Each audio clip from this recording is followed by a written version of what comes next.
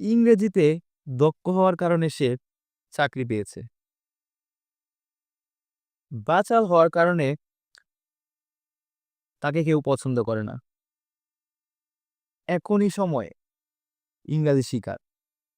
এখনই সময় বাড়ি যাওয়ার। এখনই সময় ঘুমানোর। ধনী হওয়ার কারণে সে কাউকে পরোয়া করে না। Hello everyone, how are you? কি অবস্থা বস? কেমন আছেন?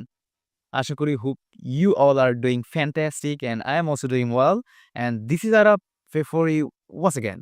So আজকের এই ভিডিওতে আমি একটা খুব চমৎকার একটা লেসন নিয়ে আসছি, যেখানে আমি স্পোকেন ইংলিশের ২টা রুল নিয়ে কথা বলবো।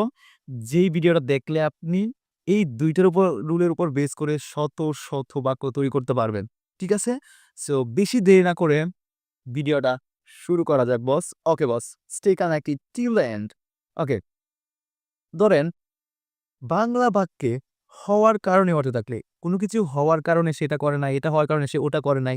এরকম আমরা বলি না যে এটা হওয়ার কারণে তার অহংকার বেড়ে গেল। হওয়ার কারণে থাকলে এই হওয়ার কারণে অর্থে আপনি যখন ইংলিশে ট্রান্সলেট করবেন তখন ব্যবহার করবেন because of being, because of being.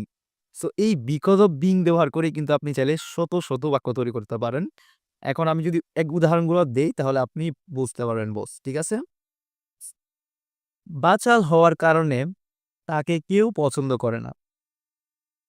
Nobody likes him because of being talkative. ইংরেজিতে দক্ষ হওয়ার কারণে সে চাকরি পেয়েছে। He got the job because of being skilled in English.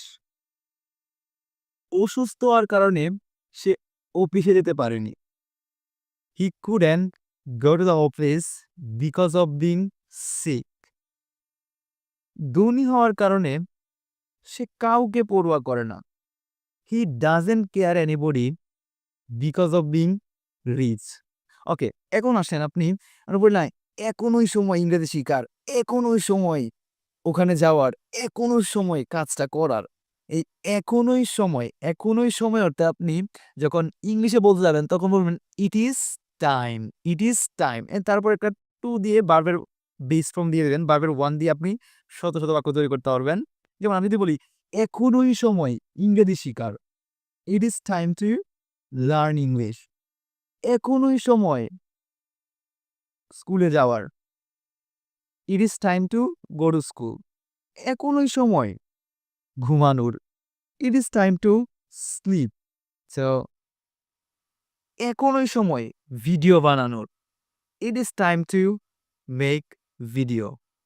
Okay boss, আশা করি এই লেসনটা আপনার অনেক উপকার এসেছে যদি আপনি মনোযোগ দিয়ে দেখেন নাই। সো আপনি চাইলে কিন্তু এভাবে শত শত বাক্য তৈরি করতে পারেন রেগুলার বেসিস ব্যবহার করে। এই ২টা ছোট্ট স্ট্রাকচার দিয়ে আপনি চাইলে এখন থেকে অনেকগুলো বাক্য তৈরি করতে পারবেন। প্রতিদিন আপনি যদি প্র্যাকটিক্যালি ইউজ করার চেষ্টা করেন, দেন আপনি অবশ্যই পারবেন বস। ওকে বস, আল্লাহ হাফেজ।